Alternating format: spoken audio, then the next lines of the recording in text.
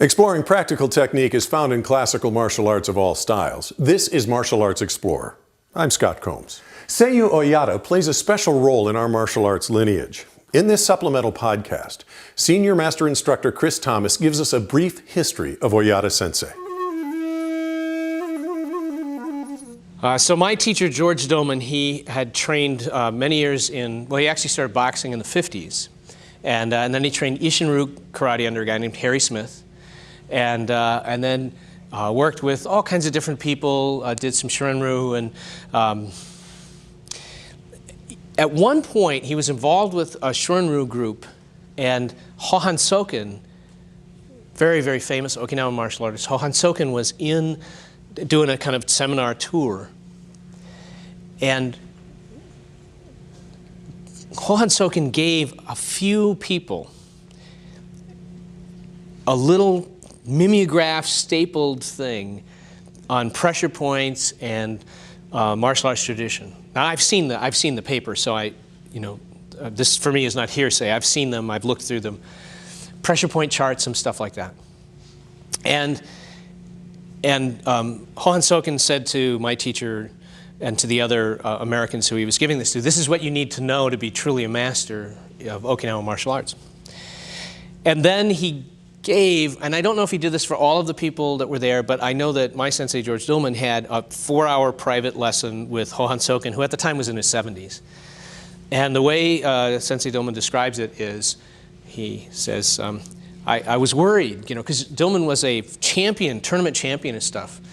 And this old man is saying, okay, now, attack me. And Dillman is saying, he was worried that he would hurt the old man, except the old man beat the crap out of him. Just pounded him a new one, as the saying goes.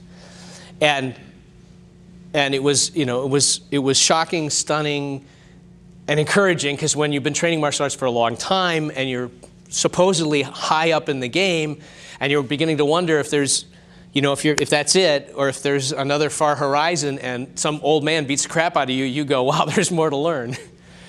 But here's the honest truth, and George Dillman will admit this, he didn't get it. I mean, he'd been shown it, he had the piece of papers that explained it, he didn't understand it. So he had been hit on pressure points. So you know how it goes, people are, yeah, I know pressure point, oh yeah, there's a pressure point here.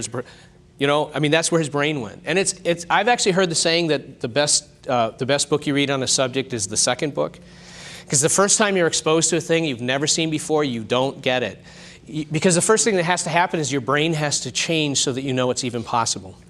Years later, it was not quite a decade later, that George Dillman met Seiyu Oyata. Now, Seiyu Oyata is an Okinawan martial artist who trained primarily with Shigeru Nakamura in the style that in Okinawa is called Okinawan Kempo, and with Sakichi Uehara in what is known as Motobu-ryu Udon-te, which is a very traditional Okinawan, not karate-influenced martial art that's really joint locking and stuff like that. And that's the tuite.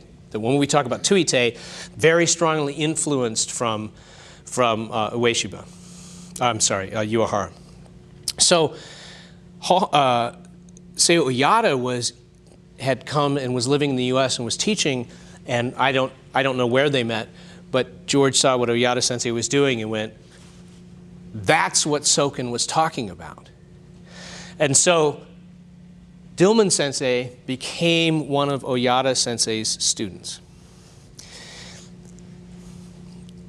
One winter, and I think I remember this winter, I think it was 1983. No, 82. I believe it was the winter of 1982. We had incredible snowstorms in the Midwest. We had record snowfalls, and for a week, I mean, you understand, if you don't live in the Midwest in the United States, there are places where 2 inches of snow and everything shuts down. We laugh at anything under 8 inches.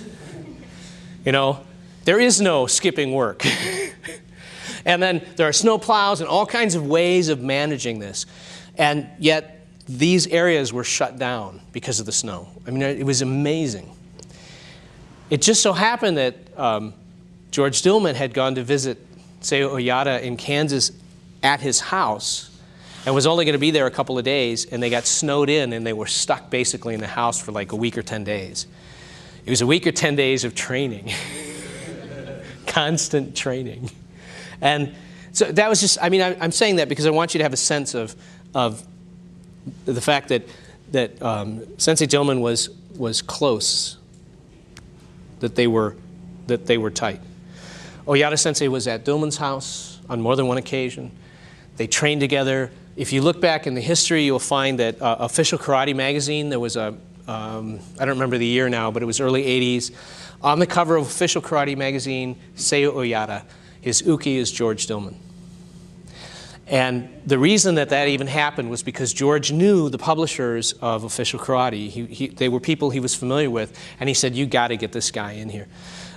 George even was one of the people who was helped. He was saying to the editors of Black Belt, you got to have Seiyu Oyata on the cover, and Seiyu Oyata was eventually on the cover of Black Belt. And George was really pushing this to happen. You know, teachers come in and out of our lives. You know how that is. And so there did come a point where George and Seiyu Oyata kind of parted ways. And George became more closely associated then with his friends Remy Presses and Wally J. But before that had happened, Oyata Sensei had promoted Dillman Sensei to 7th Dan. I've seen the diploma, I've seen the belt that Oyata Sensei was actually, he's a masterful tailor. He can make gis and stuff like that. He would actually make gis for people. He would make weapons for people, matched to their height and for their Kabuto training. It's a very interesting guy. And I'm saying all this secondhand because I have never personally met Oyata Sensei. I've met some of his students who are really great martial artists, but I've not personally met him. But I've seen the belt that he made, that Oyata Sensei made. Dillman has it hanging up in his home. And for as long as I've known George Dillman, he has said, he told me stories about Oyata Sensei. I've seen him in the middle of seminars go, oh, I learned this technique from Oyata Sensei. So, you know, every time I get a chance to either see someone who's one of Oyata Sensei's people or hear some information that comes from there, I listen carefully.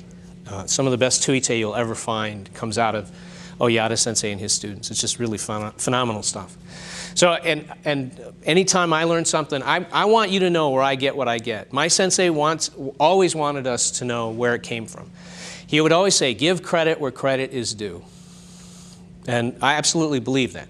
So one of the things that means is, you know, if you learn a pressure point technique, or if you're watching a podcast and you learn something, you go, that's really cool.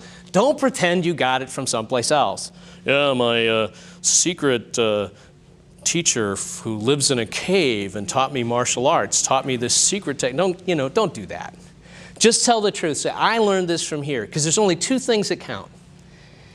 Who'd you learn it from, and what did you do with it once you learned it?